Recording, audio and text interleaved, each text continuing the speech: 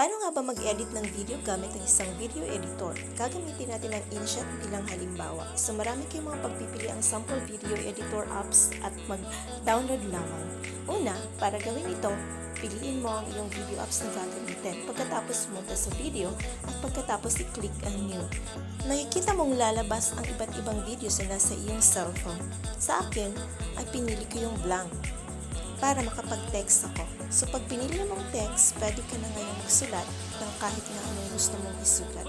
So yung title, kailangan mong unahin dito. So yung pamagat ng aking video ay how to prepare egg menu or kahit na anong gusto mo para sa iyong video na gagawin. Kung hindi ka satisfied sa style ng letter na iyong napili una, pwede mo siyang palitan. So dito sa options, marami tayong pwedeng pagpipilian. Pwede mong i-try ang lahat ng mga sample ng letter styles na lalabas dyan. So marami kang pagpipilian and you can take your time in choosing. For me, I chose Huawei font bold. So ito na yung ginamit ko para sa aking pagsusulat ng title. So here I go.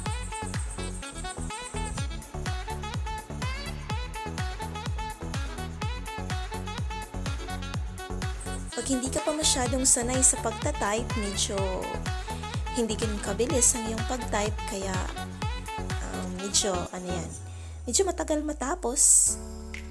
But again, I said, take your time in choosing your letter style and also in typing. Pagkatapos mag-type, ayusin ang pagkakalagay sa screen. So kung gaano kalaki ang gusto mo, pwede mo siyang palakihin. So after you beautifully arrange your title, you can now have your cover. So in choosing your cover, you just have to go to the emojis, and after that, just click picture. So pag na-click mo na yung picture, lalabas yung iba't ibang klase ng pictures na nasa iyong cellphone. Pumili lamang ng isang picture which is connected to your video. In my case, hindi ako nakahanap ng picture na connected to my video. So that's why I again go to the emojis and then pumili ako doon ng isang mga features na mayroong fruits. And then nakahanap ako ng butter, which is hindi din naman masyadong connected to my video. So I chose another one. So this time, medyo connected na siya. But before I proceed, let us choose first the canvas for the video. Ito dapat yung uunahing piliin, ang canvas. But since nakalimutan ko, pwede pa naman siyang pumili habang hindi pa natatapos yung paggawa ng title. The next step is adding your pre-recorded video clips. Just click the red plus sign and then choose videos or photos. And then again, lalabas yung mga videos mo or mga photos mo from your cell phone. And then choose one of the videos. Just like that. Dito yung mga video clips na naipon ko. So, andito na siya ngayon. Nakalagay na siya sa tamang. And then, kailangan mo siya ngayong i-arrange. Kung gaano kalaki yung canvas na napili mo. So, pwede mo siyang lakihan at pwede mo rin siyang liitan. Depende sa kung anong gusto. You can add as many video clips as you can as long as it is related to each other.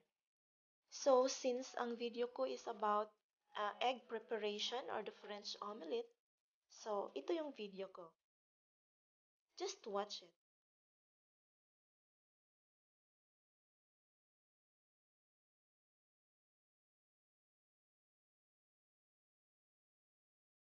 So, after adding the clips, and then wala ka nang maidadagdag, say your thanks. So, tapos na yung video mo ngayon. You just have to type thank you or anything na gusto mong sabihin bago mo tapusin yung video mo. You can put your name or add your name at the end of your videos. So, anything that you like, pwede mo siyang gawin.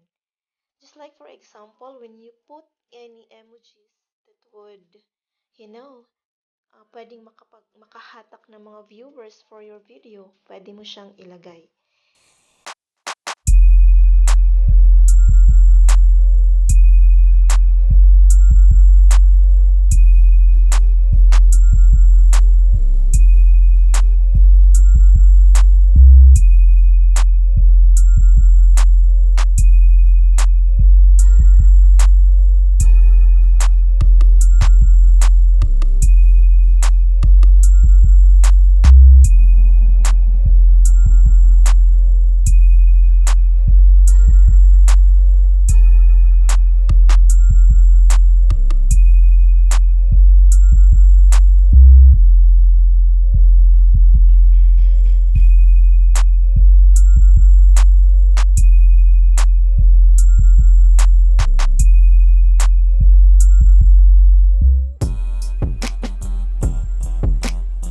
select a song and then click use. And automatically, nandoon na siya sa iyong video.